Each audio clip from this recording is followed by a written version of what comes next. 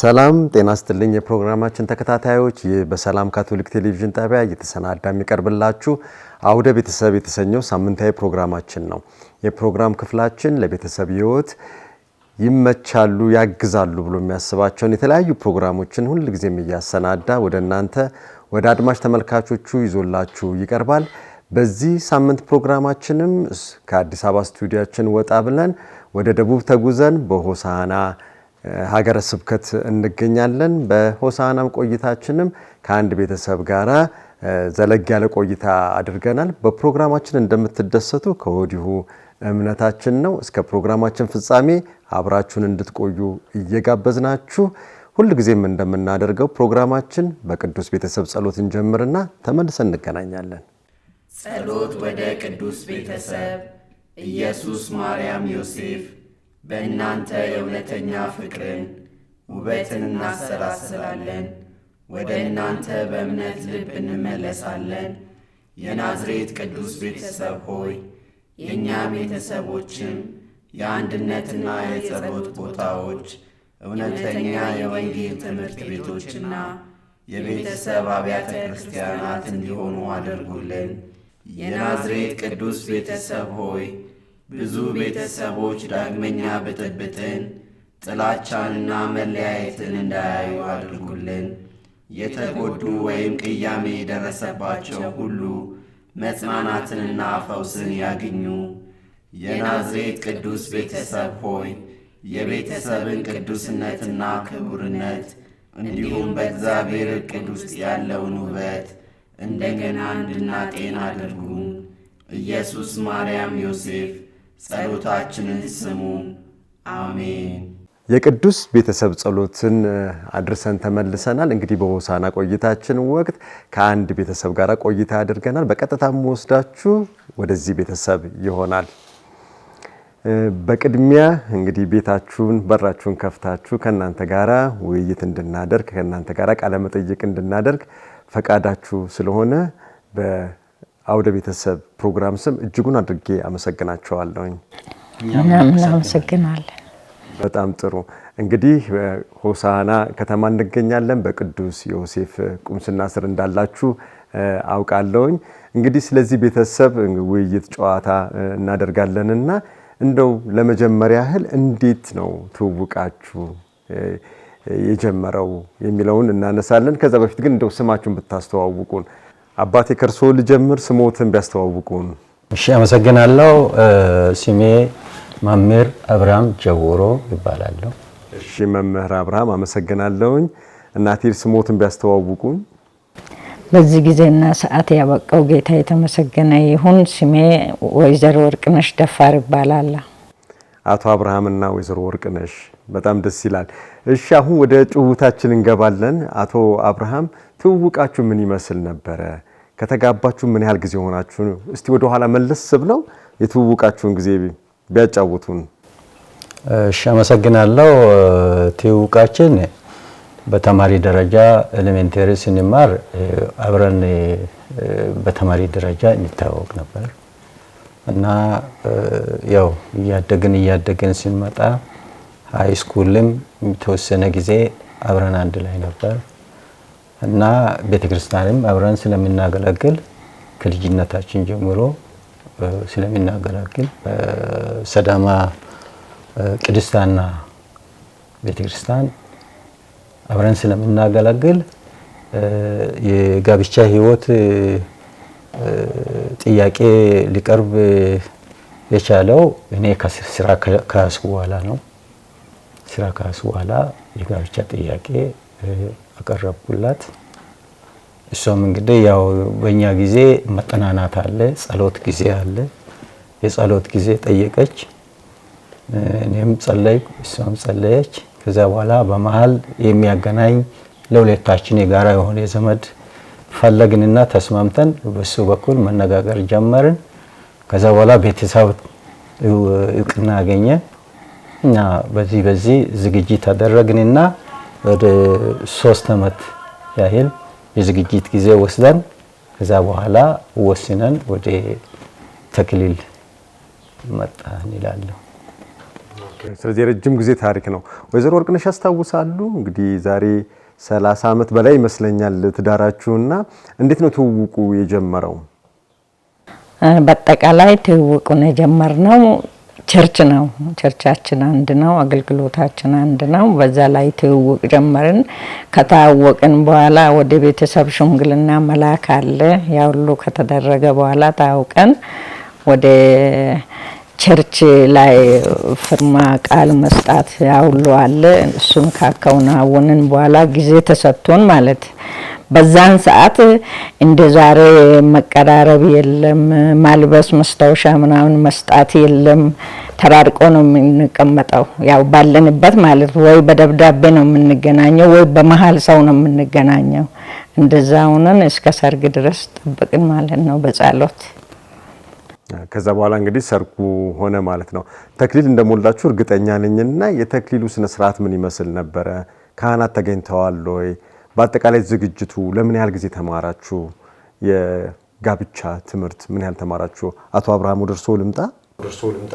እሺ፣ አመሰግናለሁ። የጋብቻ ትምህርት ለ3 ወር ያህል ጊዜ በካቴኪስት ገብረ ጻዲቅ ጀካሞ የሚባሉ ነበሩ። ነፍሳቸውን እግዚአብሔር ይማር፣ አሁን በህይወት የሉም። እሳቸው ናቸው ያስተማሩን። 3 ወር ያህል ጊዜ ከተማሪን በኋላ ቃል ኪዳን ለማሰር 3 እሁድ ታውጆ በ4ኛው እሁድ ነው ተክሊል የሚታሰረው። በእኛ ጊዜ 3 እሁድ ይታወጃል። የሚከለክላችሁ ነገር አለ ወይ ተብሎ ነው የሚታወጀው። በብዙ ጥንቃቄ ነው ወደ ተክሊል የሚደረሰው። 3 እሁድ 3 ሳምንት ወይም 3 እሁድ ከታወጀ በኋላ በ4ኛው ላይ ነው ተክሊል የሚታሰረው የሚፈጸመው። በዚህ አይነት ሁኔታ ተዘጋጅተን ነው እንግዲህ ጠንቀቅ ያለ ነው የኛ የካቶሊኮች የተክሊል ስርዓት በእኛ ጊዜ የነበረው በጣም ጥንቃቄ የተሞላበት ለዛሬ ቆይታም መሰረት የጣልነው ከዛ ትምህርት ተነስቶ ነው። በጣም ጥሩ አቶ አብርሃም። እንግዲህ አቶ አብርሃም እንደገለጹልኝ እንግዲህ ትምህርቱም ጠንከር ያለ ነው። ለ3 ወር ነው። ከዛ ደግሞ ለ3 ሳምንት እንደዚሁ ደግሞ ይታወጅና ከዛ በኋላ ነው እንግዲህ ተክሊሉ የሚሞላው። እንደው ትምህርት ላይ ወይዘሮ ወርቅነሽ እንደው የጠቀማችሁ ነገር አለ በኋላ ለትዳር ህይወታችሁ ከተማራችሁት ትምህርት ለተክሊል ስትዘጋጁ? አዎ አመሰግናለሁ። ሲያስተምሩ ስለ ትዳር፣ ስለ ወደፊት መኖር፣ አኗኗር፣ ልጅ ማሳደግ ያን ሁሉ ያስተምራሉ 3 ወር ማለት። በዛን ላይ እኛ የነበርነው 16 ጥንድ 12 ነበርን።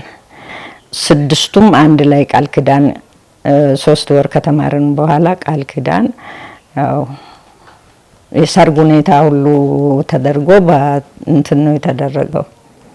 ስድስታችሁም በአንድ ጊዜ ነው?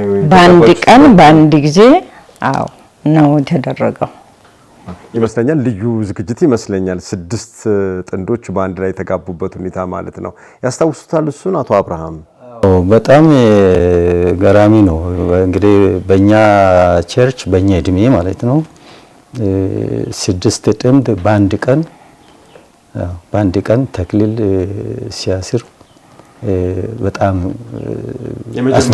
አስደናቂ ነበረ፣ የሚያስደስት ነበረ። ህዝበ ምእመኑም የተደሰተበት እኛም የተደሰትንበት ነበረ። ይሄ በጣም ለኛም ልዩ ትዝታ ነው፣ ልዩ ትውስታ ነው። ካህናት እነማን ተገኝተዋል የዛን ጊዜ? እንግዲህ የዛኔ ያው ካህን ከአባ ደስታ በፊት ማን እንደነበሩ ግን ቃል ኪዳኑን ያሰሩት ዲያቆን ወልደ ኢየሱስ መነዶ የሚባሉት ያው በኢትዮጵያ ያው የታወቁ ዲያቆን ወልደ ኢየሱስን እናንተም የምታውቋቸው መሰለኝ። አሁን ቅርብ ጊዜ ነው ያረፉት። እሳቸው ናቸው ቃል ኪዳን ያሰሩልን። በጣም ጥሩ። እንግዲህ በጣም በትልቅ ዝግጅት በደንብ ተምራችሁ ነው እንግዲህ ቃል ኪዳን ሞልታችሁ ትዳራችሁን የመሰረታችሁት። እንግዲህ ከዛ በኋላ የሚመጣው እንግዲህ ልጆች ይሆናሉ። አሁን ስንት ልጆች አላችሁ? ወይዘሮ ወርቅነሽ ወደ እርስዎ ልምጣ። ምን ያህል ልጆች አፍርታችኋል? 4 ወንዶችና 2 ሴቶች ልጆች አሉ። ትምህርታቸውን የመጀመሪያ ልጅና ቀጥሎ ያለው ልጅ ትምህርታቸውን ጨርሷል፣ ስራ አልያዙም። ሁለቱ ደግሞ አሁን ዩኒቨርሲቲ ላይ ነው ያሉት።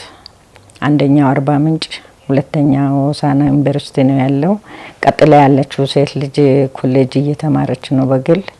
ከሷም ቀጥላ ያለችው የመጨረሻው 12ኛ ክፍል እየተማረች ነው።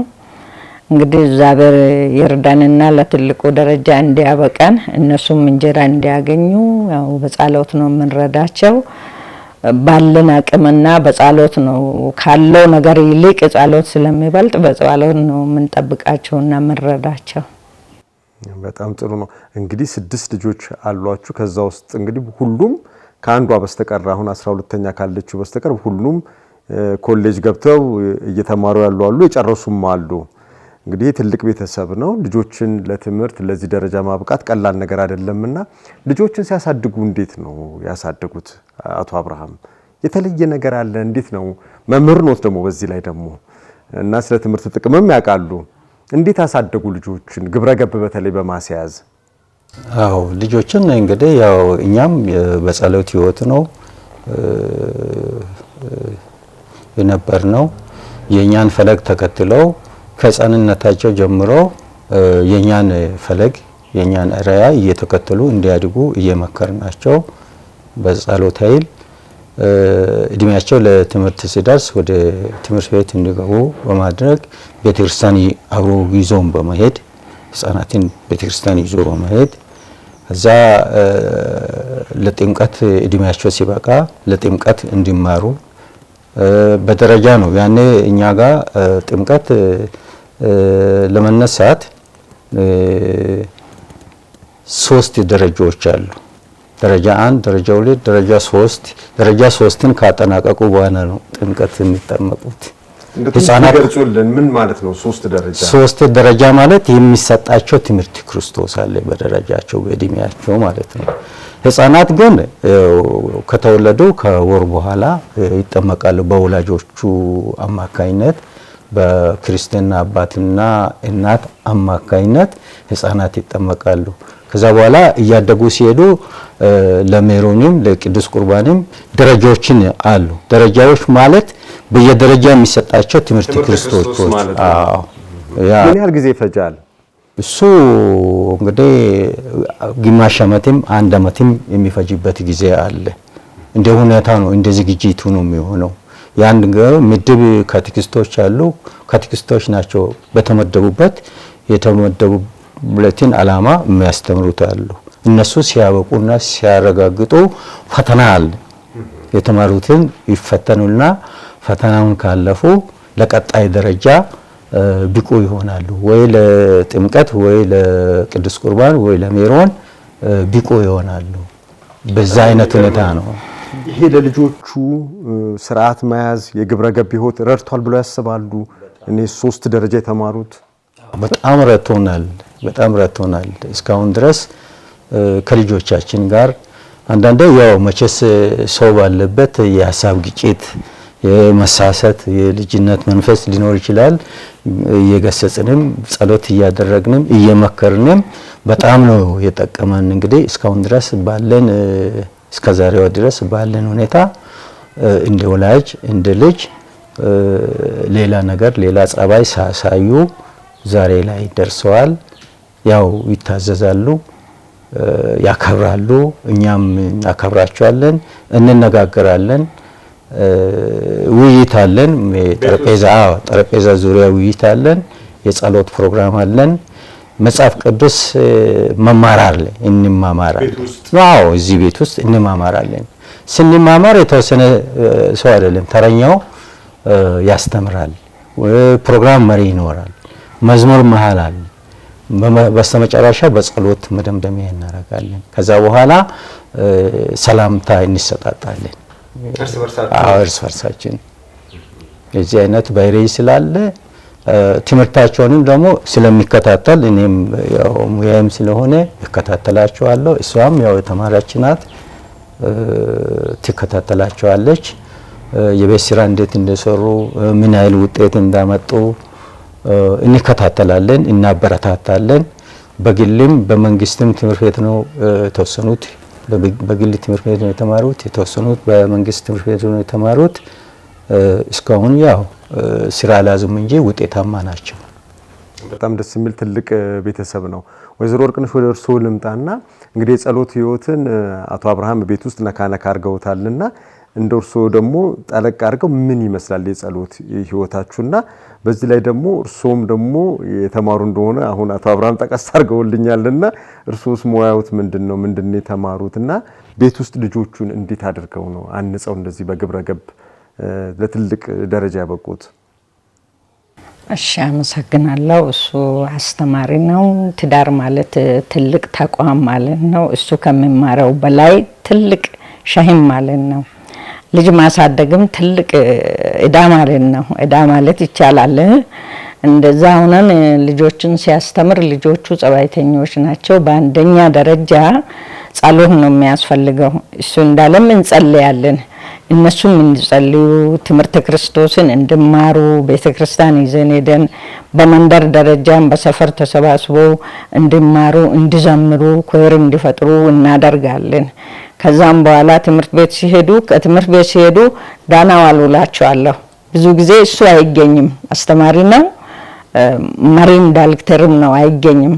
ሲወጡ በሉ በሰላም ተመለሱ ዳና ዋሉ፣ እሺ ብሎ ዳና ዋሉ ብሎ ይሄዳሉ። ሲመለሱ ደግሞ እንኳን ዳና መጣችሁ እቴቴ ዳና ዋልሽ ወይ ይላሉ ሲገቡ። በእንደዛ ተግባብተን ማለት ነው እርስ በርሳችን አንድ ሆነን ልባችንና ሀሳባችን አንድ ሆነው እግዚአብሔር እየረዳን መቅጣት በሚያስፈልግ ጊዜ ይልቁን እንደው እሱ እንዳለ ከሱ ይልቅ የሚቆጣቸው እኔ ነኝ፣ የሚመታቸው እኔ ነኝ። መምታት በሚያስፈልግበት ሰዓት ለምን ሁልጊዜ እሱ ከኔ ጋር አይኖርም?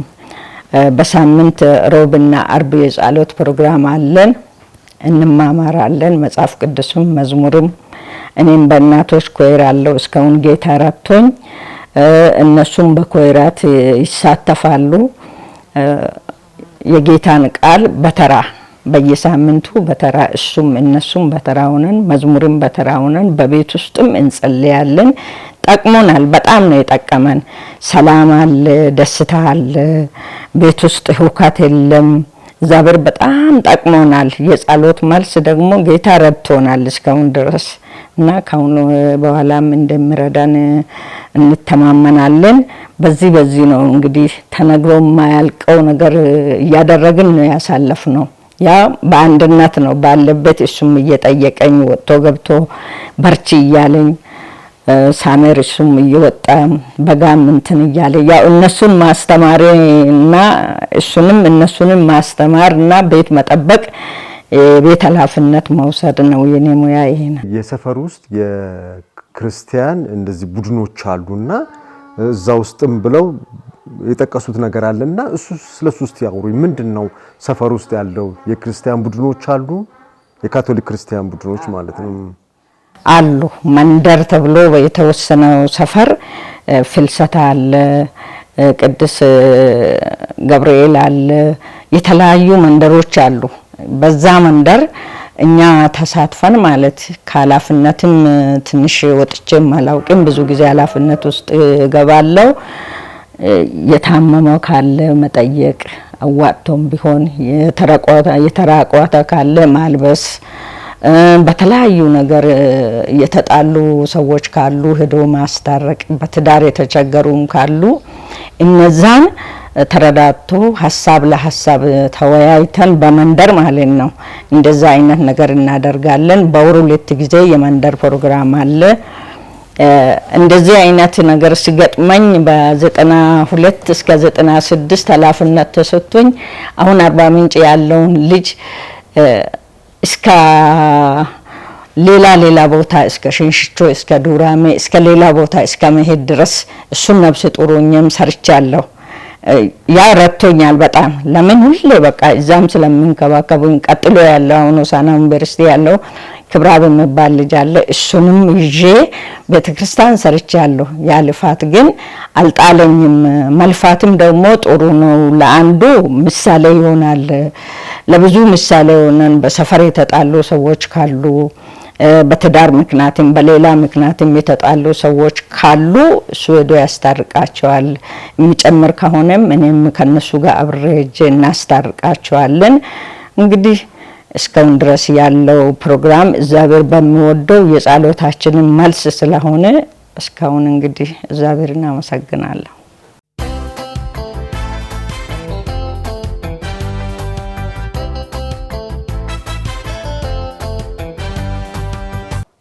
በጣም ጥሩ ነው። እንግዲህ የመንደር ክርስቲያን ቡድን ውስጥ እንግዲህ ብዙ ነገሮች ትሰራላችሁ ማለት ነው። ይሄም ደግሞ ለቤተሰባችሁ ትልቅ ጥቅም እንደሚሰጥ ነው። አቶ አብርሃም እዛ ውስጥ እርሶም አሉበት የመንደር ክርስትና ቡድን ውስጥ እርሶም ይንቀሳቀሳሉ፣ ወጣቶችስ አሉ እዛ ውስጥ? እስቲ ስለሱ ደግሞ እርሶም ጨምሮ ቢነግሩን። እሺ፣ አመሰግናለሁ። በዚህ በሆሳዕና ቅዱስ ዮሴፍ ካቴድራል ቁምስና 7 መንደራት አሉ። 7 መንደራት። እኛ ከገጠር ቁምስና ከቅድስታና ሰዳማ ነው ወደዚህ የመጣ ነው። የዛኔ አንድ መንደር ነበረ። እኛ ወደ ከተማ ሲንመጣ ቅዱስ ገብርኤል መንደር ይባል ነበረ። ከዛ በኋላ ከቅዱስ ገብርኤል ፍልሰተ ማርያም አሁን እኛ ያለንበት ወጣ። ከዛ በኋላ አስትሮ ማርያም፣ ቅዱስ ዮሴፍ አሁን ቸርች ያለበት አካባቢ፣ ቅዱስ ጴጥሮስ እና ቅዱስ ሚካኤል፣ መድኃኔ ዓለም ሽላንሻ ቅድም ጠቅሽ ያለው አባቶች ያሉበት ነው። አሁን 7 መንደራት ወጥቷል። ከአንድ መንደር ወደ 7 መንደር አድጓል። ያው ትናንትና እንደተመለከታችሁት ቸርች ላይ ያለውን የምእመናን ብዛት አይታችሁታል። እነዛ ምእመናን ከ7 መንደራት የመጡ ናቸው። ከ7ቱ መንደራት የኛው መንደር አሁን ያለንበት ፍልሰተ ማርያም መንደር ነው የሚባለው። በዚህ መንደር አወቃቀር የክርስቲያኖች አደረጃጀት አለ። የአባቶች ማህበር አለ፣ የእናቶች ማህበር አለ፣ የወጣቶች ማህበር አለ። 3 ማህበራት አሉ። በአባቶች ማህበር እኔም ከዚህ በፊት በተራዬ አገልግያለሁ በመንደር ምክር ቤት። አሁን ደግሞ በቁምስና ምክር ቤት አገልጋይ ነኝ። ምክር ቤት አሉ ማለት ነው የመንደር ክርስትናው ቤት አለ። እሷም በመንደር ምክር ቤትም በቁምስና ምክር ቤትም እንደውም እስከ ሲኖዶስም አገልግላለች። አገልግሎት ሰጥታለች ረጅም ጊዜ። እኔም ረጅም ጊዜ አገልግያለሁ። አሁንም አገልግሎት ላይ ነኝ እና አባቶች በየ15ቱ ሮብ ቤት ለቤት የአባላትን ቤት ለቤት እየሄድን ፕሮግራም እናካሄዳለን። መጽሐፍ ቅዱስ ትምህርት ክርስቶስ እንማራለን፣ እንጸልያለን፣ እናበረታታለን ወደ ኋላ እንዳይቀሩ። በዚህ አይነት ሁኔታ ነው ተደራጅተን የክርስትናን ሕይወት እየተመራን ያለ ነው። አቶ አብርሃም እና ወይዘሮ ወርቅነሽ እጅጉን አድርጌ ነው የማመሰግነው። በተለይ ደግሞ የመንደር ክርስትና ቡድን ውስጥ የምታደርጉት ተሳትፎ በእርግጠኝነት ለቤተሰባችሁ ትልቅ አስተዋጽኦ እንዳደረገ ምስክር መሆን የምትችሉ ናቸው። አሁን እየታየኝ ያለው ምንድነው? በመንደር ክርስቲያን ቡድን ውስጥ በቤተ ክርስቲያን የምታደርጉት አገልግሎት ቤት ይዞት የሚመጣ በረከት እንዳለ እንደው ዝም ብሎ ይታየኛል ከንግግራችሁና። መጀመሪያ እስቲ ከወይዘሮ ወርቅነሽ ልጀምርና ይሄ ሁሉ ያደረጋችሁት ለእናንተ ቤተሰብ ለሌሎችስ ምን ይዞ መጣ በረከት? እሺ፣ አመሰግናለሁ። በመንደር ውስጥ ቅድም እሱ እንዳለን በመንደር እናቶች ከአባቶችም በላይ እኛ የምናዋጣው ለማስቀመጥ ማለት ነው ተቀማጭ አለ። ያንን ተቀማጭ አውጥተን አንድ ላይ ተባብረን ለሌለው እንሰጣለን። በአመት በዓል ጊዜ አመት በዓል ሲደርስ የምትበላ ከሌለች መጀመሪያ ቤታችንን እናያለን። በእኛ ውስጥ ያሉትን ደካሞችን እናያለን። ከዛም በኋላ የቤቱን ከሸፈንን በኋላ የሚተርፍ ከሆነ ውጪ ያለውንም አካባቢ ያለውንም የደከመውንም እናያለን። እና ከዛም በላይ ደግሞ በአመት አንድ ጊዜ በጾም ወቅት ማለት ነው እስከ እስር ቤት ሄደን እንጠይቃለን። ከቸርች ጋር አንድ ላይ መንደሮቹ አንድ ላይ ተባብሮ በአንድ ላይ ሆኖ እስር ቤት ሄደን እንጠይቃለን። ቤተሰብ እንትን ያለውን የተጣሉትንም የተራቡትንም ስለምንሰበስባቸው ወደ እኛ መለስ ስንል የተጣላውን ስናስታርቅ ይመርቃሉ። ያመርቃል፣ ለኛ ይጠቅመናል። ለቤተሰባችን አዎ፣ ለኛ ለልጆቻችን ይሄንን እርቅና ይሄንን አንድነት ይሄንን ፍቅር ይዛችሁ ወደ ቤታችሁ ግቡ ይሉናል። ያ ይጠቅመናል፣ ጠቅሞናልም ደግሞ በቤት ውስጥ የኛ እንትን ከፈለግን በሱና በኔ መከባበር አለ፣ መደማመጥ አለ። ያለውን ነገር ፊት ለፊት ዝም ብሎ ዳር ሳይሆን በጠረጴዛ ዙሪያ መወያያት። ሁሉ ነገር እንግዲህ አልጋ በአልጋ አይሆንም። የሌለ የለም፣ ያለ አለ ነው። በችግር ጊዜም ችግርን ማሳለፍ ነው በትዕግስት ማለት። በደስታ ጊዜም ደስታን ማሳለፍ ነው ተመካክረው። የኛም ጎን ሆኖ ልጆቻችንም እንደዛው ሁሉ ጊዜ ማጣት የለም፣ ሁሉ ጊዜም ደግሞ ማግኘት የለም በዚህ ዓለም ላይ ማለት ነው። ሁሉም አለ። ይሄንን ተደጋግፈን ተጠያይቀን ከውጭም ሰው ጋር ተባብረን ፍቅር፣ ሰላም እንዲኖረን እንፈልጋለን። ያ ፍቅር ቤታችንም ገብቶ በጸሎትም ኃይል በሳምንት 2 ጊዜ ከምናደርገውም ከጸሎትም አኳያ እስካሁን ድረስ መከባበር አለ። ከልጆቻችን ጋር ያከብሩናል፣ እናከብራቸዋለን። አከብረዋለሁ፣ ያከብረኛል። እንደዚህ አይነት ጥቅም እግዚአብሔር ረድቶን እስካሁን በጌታ ስራ አለን ማለት ነው። አቶ አብርሃምስ ምን ይላሉ? ወይዘሮ ቅነሽ ምን አሉ? እንግዲህ ምርቃቱ ራሱ ቀላል አይደለም። ባስታረቅንበት ቤት የምናገኘው ምርቃት ለኛም በረከት ሆኖናል ብለዋል። እርሶስ ቤቶት ምን ይዞሎት መጣ? በጣም አመሰግናለሁ። ያው ስናገለግል እግዚአብሔርን ነው የምናገለግለው፣ ጌታን ነው የምናገለግለው። ጌታን ስናገለግል ደግሞ ወንድም እህቶቻችን እርስ በርስ ነው የምንገለገለው የምናገለግለው። በመካከላችን በመንደር ውስጥ ፍቅር አለ፣ ህብረት አለ፣ አንድነት አለ፣ ጸሎት አለ፣ መደጋገፍ አለ። በዛ ላይ ሌሎችም እንደኔም ሌሎችም አባቶች አሉ፣ ሌሎችም እናቶች፣ ወጣቶች አሉ በምክር የሚሳተፉ የሚተባበሩ እና ለኛም በበኩላችን ላደረግነው አገልግሎት እግዚአብሔር በረከት ሰጥቶናል፣ ሰላም ሰጥቶናል፣ ጤና ሰጥቶናል፣ ልጅ ሰጥቶናል። ልጅ ደግሞ የሚታዘዝ ልጅ ሰጥቶናል፣ የሚያከብር ልጅ ሰጥቶናል። እስከ ዛሬ ድረስ ደግሞ በልጅነታችን ነው ካቶሊክ እምነትን የያዝነው። ከዛ አሁን እኔ ጡረታ ወጥቻለሁ፣ አምና ማለት ነው። 61ኛው ዓመት ይያለሁ። በ61 ዓመት ውስጥ ያለኝ ሃይማኖት ካቶሊክ ነው። ከሌላ እምነትም አልመጣሁም። መነሻዬ ካቶሊክ ነው። እሷም እንደዛ ነው፣ መነሻዋ ካቶሊክ ነው። በካቶሊክ ቤት ነው ያደግነው። እስካሁን ላገለገልነው እግዚአብሔር እየካሰን ነው። ጸጋ እየሰጠን ነው፣ በረከት እየሰጠን ነው፣ ፍቅር እየሰጠን ነው፣ ህብረት እየሰጠን ነው፣ አንድነት እየሰጠን ነው። በመቻቻል እንድንኖር እግዚአብሔር ጸጋ አብዝቶ ሰጥቶናል። በመቻቻል ነው እንደተባለው ሁሉም ነገር የተሟላ ለማንም የለም። ለማንም የተወዋል። ለአንደኛው ሀብት ሰጥቶ ጤና ይነሳል፣ ለአንደኛው ልጅ ሰጥቶ ለሌላኛው ይነሳል። እኛ ጋር ግን ያው ከሀብት በስተቀር ሀብትም ከሀብት በላይ ጤና አለን፣ ከሀብት በላይ ሰላም፣ ፍቅር አለን። ሀብትም እንግዲህ ያው የምንበላው የምንጠጣውን እግዚአብሔር እንግዲህ ያው በኔ በኩል ደሞዝ አለን፣ የጡረታ አበል ከዛ በፊት በደሞዝ ነው ቤቴን ማስተዳድረው። ልጆቹም እንግዲህ ስራ አላዙም። እሷም የቤት እመቤት ናት፣ ልጅ እያስተማረች። ልጅ ብቻ አይደለም እኔንም አስተምራኛለች።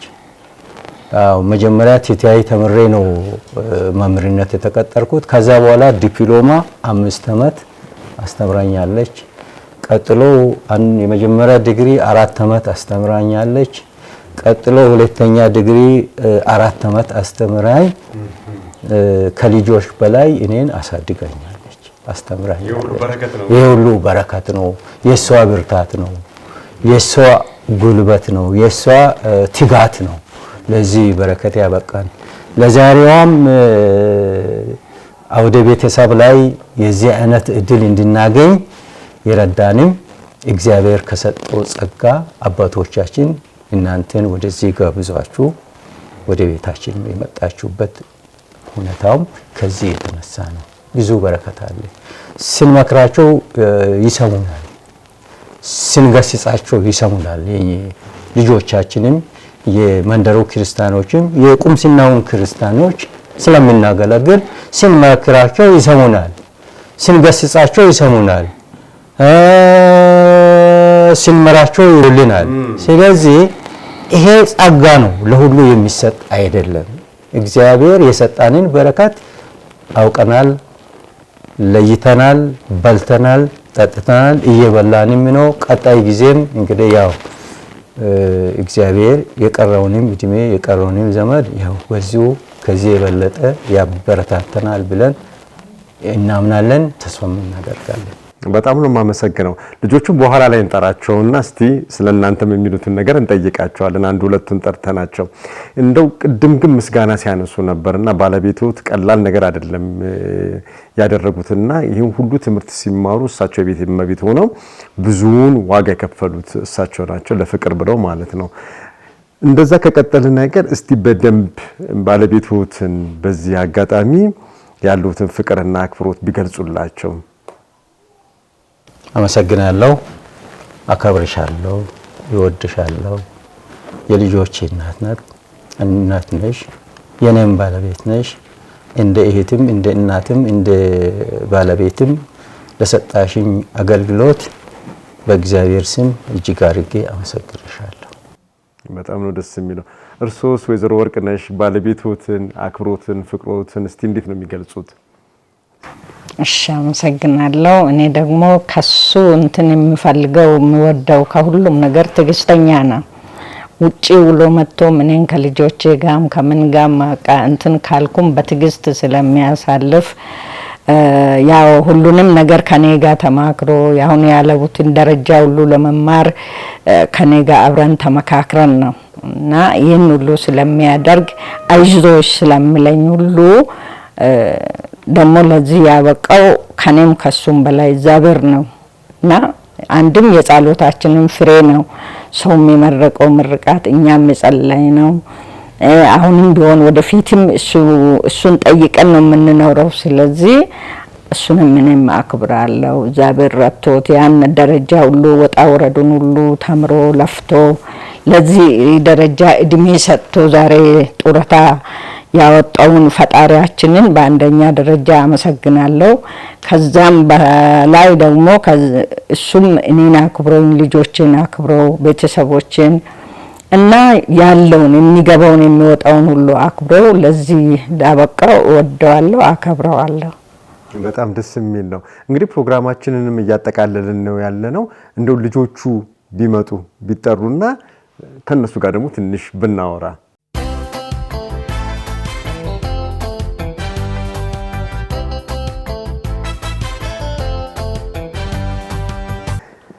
አድማጭ ተመልካቾቻችን እንግዲህ ከአቶ አብርሃምና ከወይዘሮ ወርቅነሽ ቤተሰብ ጋር የነበረን ቆይታ እያገባደድን እንገኛለን።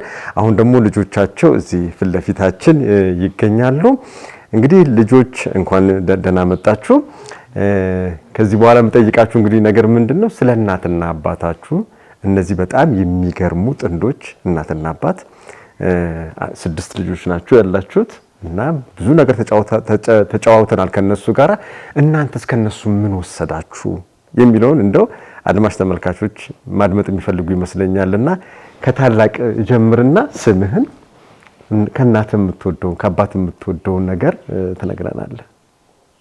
እሺ በጣም አመሰግናለሁ። እግዚአብሔር ይመስገን ለዚህ ጊዜና ለዚህ ሰዓት ላደረሰን ነገር ሁሉ እግዚአብሔር ክብሩን ይሰድ። ያሱ አብርሃም እባላለሁ። የቤቴ መጀመሪያ ልጅ ነኝ። ያው እንደ መጀመሪያነቴ ያው ብሩክ በመሆኔ ሌሎቹም ከኔ በታች ያሉትም ከነሱ የምንወስዳቸው ነገሮች ብዙ ነገሮች አሉ። ለእግዚአብሔር መታዘዝ፣ ለእግዚአብሔር ማገልገልን ከነሱ እንደ አርያ የወሰድናቸው ነገሮች ናቸውና እግዚአብሔር በሰጠን ጊዜ ሁሉ እስካሁን ባለንበት ሰዓት እግዚአብሔርን በተለያየ መንገድ እያገለገልን እንገኛለን። ያ የእግዚአብሔር በረከት ተጨምሮበት ከዚህ በኋላም እግዚአብሔር በሰጠን እድሜና ጊዜ ድረስ እግዚአብሔርን በማገልገል በረከትን ጸጋን እነሱ እንዳሉትም በረከትን ጸጋ ለቤተሰባችንም ለራሳችንም መውሰድ ስላለብን ከእግዚአብሔር የሚሰጥ በረከትን የመሰለ ነገር ስለሌለ ያው እግዚአብሔርን በተለያየ መንገድ እናገለግላለንና ይህንን የማገልገሉን ነገር ደግሞ የወረስነው ከነሱ ነው እና የነሱ ትህትና የነሱ ትዕግስት በህይወታቸው የኖሩበት እያንዳንዱ የህይወታቸው መስመሮች ለእኛ ትምህርት ሆነውልናልና ከዛ ባለፈ ደግሞ ያው ከነሱ የምንወድላቸው ብዙ ነገሮችን ያው በመፈቃቀር በመከባበር ነገሮችን በጠረጴዛ ዙሪያ ወይም በመነጋገር የሚፈቱበት መንገድ እኔ እስከማውቀው ድረስ የተለየ የወጣ ግጭት እንዳልነበረ ነው ማውቀው እስካለሁበት ድረስ ማለት ነው። እና ይሄ ነገር ለኛም ለወደፊት የትምህርት እና ጥሩ የሆነ መልካም ምግባር እንዳስተላልፉን ብዬ ነው ማስበውና ላደረጋችሁን ለሰጣችሁን ነገሮች ሁሉ እግዚአብሔር እናንተን እድሜና ጤና በረከት ጨምሮ ይስጣችሁ እና እናንተ የኛ አሪያዎች ናቸው። ምክንያቱም ያው ቤተሰብ ነው ለልጆች አሪያ መሆን የሚችለው። ቤተሰብ አሪያ ሆነ ማለት እኛም በምንኖረው የወደፊት ህይወትም አሁንም ባለንበት ህይወት አሪያ የሚሆኑም ቤተሰቦቻችን ስለሆኑ ለሰጡን ነገሮች ሁሉ እግዚአብሔር እንግዲህ አብዝቶ ጤናና እድሜ ይስጣችሁ ነው ማስተላለፍ የምፈልገው። ይሄ ነው። ኤልያስ አብርሃም እባላለሁ። ለቤቱ ሁለተኛ ልጅ ነኝ እና እቴቴና አባባ ለኛ በጣም ባለውለታችን ናቸው። በጣም ብዙ ነገር ነው ያደረጉልን እና እዚህ የደረስኑ ዝም ብለን አይደለም፣ ሰው እንደሚያወራው ወይም እንደሚያየው አይደለም። ብዙ ችግር ተቋቁሞ ነው እዚህ የደረሱት። ችግር ሳይኖር ቀርቶ አይደለም፣ ግን ችግሩን የምንፈታው በመነጋገር ነው። በጠረጴዛ ዙሪያ ስለምንፈታ ነው እዚህ የደረስነው። ከዛ ባለፈ ደግሞ መጀመሪያና ቤተክርስቲያን በጣም አገልጋዮች ናቸው እነሱ። እኛም እንደዛው እንድንሆን ያደረጉን፣ እኛም እንደዛው ነው ያገለገልነው። ከልጅነት ከህፃንነት ጀምሬ ቤተክርስቲያን እየወደድኩ ነው ያገለገልኩ ነው እስከዚህ የኖርኩት እስከ ቅርብ ጊዜ ድረስ ማለት ነው። አሁንም አዲስ አበባ መድኃኔዓለም በስራ ምክንያት ሄጄ አዲስ አበባ መድኃኔዓለም ቁምስና ነው የሚያገለግለው እኔ እና እዛም ሆኜስ በስራም ሆኜ ያገደኝ ነገር የለም። ቤተክርስቲያን ወዳድ ስለሆንኩኝ ሩቅ ቦታ እየርኩ እስከ ለጋሃር እየርኩ ነው የሚያገለግለው ከሩቅ ቦታ ከተከራየውበት ማለት ነው። እና ያ ሁሉ የሆነው በምንድነው? ከልጅነቴ ጀምሬ መሰረቱ ስላለኝ ነው። ካቶሊክ መሰረቱ ስላለኝ ነው። ካቶሊክ ነው ያደኩበት ነው ከህፃንነቴ ጀምሬ ማለት ነው። እና በዛ በጣም ብዙ ነገር ነው ያስተማሩን። እቴቴና አባባን እግዚአብሔር ረጅም እድሜና ጤና ይስጣችሁ። በጣም ነው የምንወዳችሁ፣ በጣም ነው የምናመሰግናችሁ። ከዛ ባለፈ የኛንም ደስታ አይታችሁ ከዚህ በላይ ደስተኛ የምትሆኑበትን ጊዜ እግዚአብሔር ያቀርብልን። ሰብለ አብርሃም እባላለሁ። የቤቷ አምስተኛ ልጅ ነኝ እና ለሴት የመጀመሪያ ነኝ። ከቤተሰቦቼ ወይም ከእናት ከአባቴ የወሰድኳቸው ተሞክሮች ብዙ ነገሮች አሉ። ምናልባት እንዘርዝራቸው ብንል ጊዜ አይበቃንም፣ ግን በአጭሩ ለመናገር ያክል በጣም ብዙ ፍቅርን፣ መቻቻልን፣ መተሳሰብን አሳይተውናል። ማለትም እኛ ቤተሰብ ትንሽ ቤተሰብ የምንባል ቤተሰብ አይደለንም፣ ብዙ ቤተሰብ ነን። 6 ልጆች ማለት እናት አባት አሉ። ከዛ ያለውን ቤተሰብ ወደ 8 ነን። በአንድ ሰው ደሞዝ ነው የምንተዳደረው። ያንን እንዴት አበቃቅተው እንዴት ተመካክረው እንዴት አድርገው እኛንም በተሻለ ሁኔታ እንደሚያስተምሩን እና ያለው ሁኔታ እኛ በእኛ ጊዜ ስናስበው የሚሆን አይመስለንም። ምክንያቱም እኛ የምናውቀው ያንን አይደለም እና ያንን ነገር የነበራቸውን መቻቻል ያላቸውን ፍቅር በእኛ በህይወታችን ላይ ለወደፊት የተሻለ ነገር እንድንይዝ በተጨማሪም ደግሞ በቤተ ክርስቲያን ላይ ያላቸው ነገር እነሱ እኛ የመሄድ ፍላጎቱ እንኳን ባይኖረን የነሱ መሄድ ሞራላቸውን ስናይ ሳንወድ ለግዳችን እኛ እንኳን እንገፋፋለን። ምክንያቱም እነሱ በቤተ ክርስቲያን እሷ ቅድም ስታወራ ነበር፣ እናቴ እቴቴም አባባም ሲያወሩ ነበረ። ከልጅነታቸውም ጀምሮ በቤተ ክርስቲያን ነው እነሱ የሚያደጉት። እኛንም በሚያሳድጉን ጊዜ በቤተ ክርስቲያን ያሳደጉንና እነሱም ስራ እየሰሩ እኛም በዛው በቤተ ክርስቲያን ያደግነው። ቤተ ክርስቲያንም ብዙ ትምህርት ወስደናል፣ ከነሱም ብዙ ህይወትን ተምረናል። ለወደፊት ህይወታችን ለራሳችን ጥሩ መሰረት የሚባል ነገር ገንብተናል ብዬ አስባለሁኝ። እናቴም አባቴም እቴቴና አባባ ለሰጣችሁን ጊዜ ለሰጣችሁን የእናትነት ፍቅር የአባትነት ፍቅር ለምክራችሁ ለተግዛዛችሁም ጭምር እቀስና ጠፋስን ሳሳት ለምትቆጡንም ያው ለመልካም ነው ለዛም ጭምር በጣም እናመሰግናችኋለን። ይህንን ህይወት እንዲኖረን ስላደረጋችሁ እንዲህ አይነት ስነ ምግባር ወይም የተሻለ ነገር እንዲኖር ዛሬ ያለንበት ሁኔታ እንድንደርስ ስላደረጋችሁን ጭምር በጣም እናመሰግናችኋለን። እንወዳችኋለን። በተለይም ከቤተ ክርስቲያን እንዳንርቅ በተለይም ከቅዱስ ቁርባን እንዳንርቅ ስላደረጋችሁን በቅዱስ ቁርባን ውስጥ በውስጣችን መቀበል ቅዱስ ቁርባንን ምን ያህል ትልቅ ነገር እንደሆነ እናውቀዋለን። ምክንያቱም ያንን እንዳንርቅ ስላደረጋችሁን በጣም እናመሰግናችኋለን። ለኛም ብቻም ሳይሆን ለብዙ ሰው አርአያ የምትሆኑ ሰዎች ናችሁ። ለኛ ከህይወት ትምህርትም በላይ ናችሁ። በጣም እንወዳችኋለን፣ እናከብራችኋለን። እግዚአብሔር ረጅም እድሜ ጤናን ይስጣችሁ፣ በመሀላችን ኑሩልን እና ከዚህ የበለጠ ወግ ማድረጋችንን እንድታዩ ደስታችንን እንድታዩ ዓለማችንን እንድናሳያችሁ እግዚአብሔር ይርዳን እና ወዳችኋለሁ። አመሰግናለሁ። ራሂል አብርሃም እባላለሁ። የቤቱ የመጨረሻ ነኝ። እኔ በጣም ቀበጥ ማለት አቅበጣው ነው ያሳደጉኝና የመጨረሻ እንደመሆኔ ብዙ ትኩረት ነበረኝ በእኔ ማለት ነው። ቴቴም አባባም እንደ ጓደኛ ማለት እኔ እንደ ርቄያቸው አይደለም እንደ ጓደኛ ስናወራም እስከ ረጅም ጊዜ አብረን ነበረ የምንለው ስንተኛ ራሱ አብረን ነበረና ብዙ ነገር ነው ለኔ ደግሞ ያስተማሩን። እንደ ጓደኛ ነው የወጣትነት ጊዜያቸውን ያሳለፉትን ነገር የሚነግሩን እንደ ጓደኛ ነው እንጂ እንደ እናት እንደ አባት አርቀውን አይደለም ማለት ስሜቱን አርቀውት አይደለም። በቃ እናንተም ይሄንን ነገር ታሳልፋላችሁ ይሄንን ነገር እንትን ትላላችሁ ይሄ እድሜ ያለ ነው ብለው የወጣትነት ጊዜያችንንም የትንሽ ሆነንም የነበረውን ጊዜያችንን ሁሉ በስትክክል እያሳዩን እጃችንን ይዘው እያሳዩን ነው። ቤተክርስቲያን ሲወስዱንም እጃችንን ይዘው ነበር እየሄዱ የነበረው እና ትንሽ ቤተክርስቲያናችን ምንም ከኛ ቤት ቢረቅም ግን ደግሞ በመራቁ ምክንያት እኛ ከቤተክርስቲያን እንድንቀር አይፈልጉም። ይበልጥ እንድንጠነክር ይበልጥ በረከት እንደሆነ ይበልጥ ከእግዚአብሔር ጋር መገናኘት ይበልጥ ክርስቶስን ማወቅ እንደሆነ ነው ለሱ የሚደረግ መስዋዕት እንደሆነ አድርገው ነው እኛን ሲያስተምሩ የነበረውና ያንንም እኛም ወስደን ሁሌም ቢሆን በቤተክርስቲያን አንጠፋም። በመንደርም ቢሆን በኳይራትን በቁምስናም ተሳትፎች አንጠፋም ሁሌም ቢሆን ማለት ነው እና እናቴና አባቴ በጣም ቴቴና አባባ በጣም ብዙ ነገሮችን አስተምረውናል። እንደዚህ ተብሎ የሚገለጽ አይደለም እና በየቀኑ ከምናወራው ከምናደርገው ከተግባራችንም ከሁሉ ነገራችንም አሁን ሁላችንም ካለን ባህሪ ራሱ አንፃር ይታወቃል። ሰፈር ላይም ቤተክርስቲያን ላይም የትም ቦታ ስንሄድ የነሱ ልጆች ነው የሚባለው። ለምን እነሱ ካነጹን አንፃር እነሱ ከሰሩን አንፃር ማለት ነው እና በጣም አመሰግናለሁ። ይሄንን ህይወት እንድኖር ክርስቶስን ከምንም በላይ ቤተክርስቲያን ላይ አድጌ ክርስቶስን እንዳቅ እንድወደው እንዳገለግለው ሙሉ ጊዜን ለሱ እንድሰጥ ስላደረጋችሁኝ በጣም አመሰግናለሁ። ወዳችኋለሁ። እድሜና ጤናን ሙሉ ተመኘውላችሁ። እንግዲህ አቶ አብርሃም ወይዘሮ ወርቅነሽ ልጆች በሞላ እንግዲህ በራችሁን ከፍታችሁ እንደ እንግዳ ተቀበላችሁን ይሄን የመሰለ የቤተሰባችሁን ልምድና ተሞክሮ ስላካፈላችሁን እጅጉን አድርገን ነው የምናመሰግናችሁ።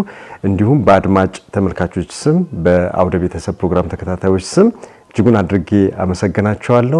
አድማጭ ተመልካቾቻችን እንግዲህ ከአቶ አብርሃምና ከወይዘሮ ወርቅነሽ ቤተሰብና ልጆቻቸው ጋራ ስናደርግ የነበረው ጭውውት በዚሁ ይጠናቀቃል። በሚቀጥለው ሳምንት በሌላ ፕሮግራም እስከምንገናኝ ድረስ መልካም ሳምንት